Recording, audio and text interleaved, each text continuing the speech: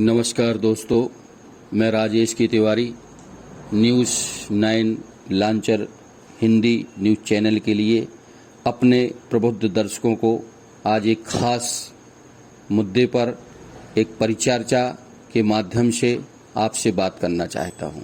आप मेरी बात और इन शब्दों को बड़े ही ध्यान पूर्वक सुने, मनन करें, मंथन करें कि आखिर मैं आप तक कौन सी बात पहुंचाना चाहता हूं। मुद्दा पक्ष विपक्ष के टकराव से गतिरोध निर्मित। युवाओं से जुड़े नीट मामले पर संसद में चर्चा क्यों नहीं करा रही सरकार? क्या कारण है?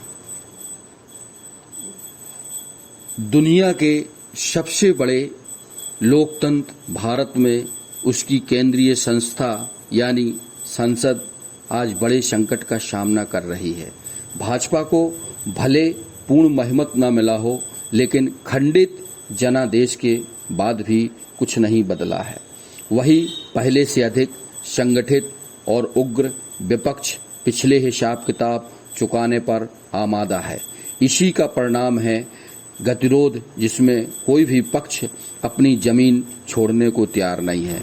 वैसे यह स्थिति एक दिन में नहीं बन गई है। 2004 से 2014 के बीच जब यूपीए सरकार सत्ता में थी तो भाजपा ने सदन में व्यवधान को एक बेहतरीन रणनीति बना दिया था।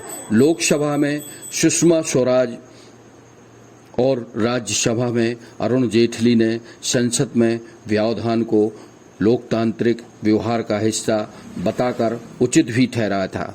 जब 2014 में भाजपा सत्ता में आई तो कमजोर विपक्ष ने भी इसी तरह के व्यवधानकारी हथगंडे अपनाने की कोशिश की, लेकिन तब उनकी संख्या कम थी और भाजपा अजेय थी। इसका असर संसदीय कार्रवाई की असहनीय सार्वजनिक अवमानना के रूप में सामने आ रहा है। जिस तरह से प्रधानमंत्री नरेंद्र मोदी का भाषण विपक्ष की लगातार नारेबाजी और हंगामे में डूब गया, वह निंदनीय है। खासकर तब जब विपक्ष के नेता के रूप में राहुल गांधी के सामने भाषण को निष्पक्ष सुनवाई मिली थी। संसद को निष्क्रिय बना दिया गया और इससे लोगों की वास्तविक चिंताओं का समाधान देने की उनकी क्षमता पर गंभीर संदेश पैदा होने लगा है। मैं एक्सप्लेन करना चाहता हूं कि लोकसभा में इस नीट के मामले में जब प्रतिपक्ष का नेता राहुल गांधी, जिसने समूचे देश को अपने कदमों से नापा है, उसने छात्रों से लेकर युवा बेरोजगारों से बात की। उनके मुद्दे, उनको रोजगार न मिलना, उनको नौकरी न मिलना और लगातार देश में जो वैकेंसी होती है, एक तो पेपर होते आयोजित नहीं होते हैं, अगर आयोजित होते हैं तो उन आयोजित की गई परीक्षाओं को निरस्त कर दिया जाता है या पेपर लीक हो जाते हैं।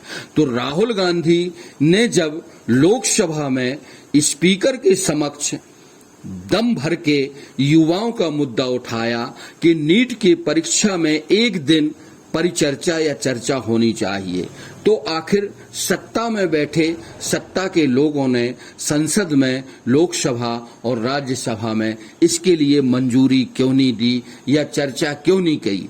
इससे देश के युवाओं में एक निराशा का माहौल तो है ही, साथ ही उन्हें लग रहा है कि न्याय जल्दी मिलने वाला नहीं है। लेकिन मेरा मानना है कि विपक्ष का नेता जो प्रतिपक्ष के तौर पर आज राहुल गांधी इस में बैठे हुए हैं, वो निश्चित ही जमीनी मुद्दे लोकसभा ही नहीं, हर प्लेटफॉर्म पर, सड़कों पर आंदोलन के रूप में लोगों से रूबरू चर्चा करके अपने सेमिनारों के माध्यम से सरकार को कटघरे में निश्चित ही घेरेंगे।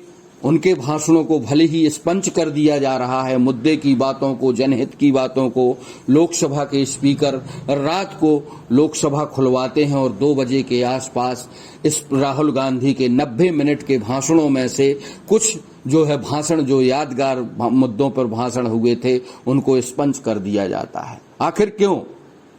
बात होनी चाहिए थी, जो राहुल गांधी ने जो बात की है, जो मुद्दे उठाए हैं, उन मुद्दों से आखिर देश के प्रधानमंत्री क्यों भटका ले गए।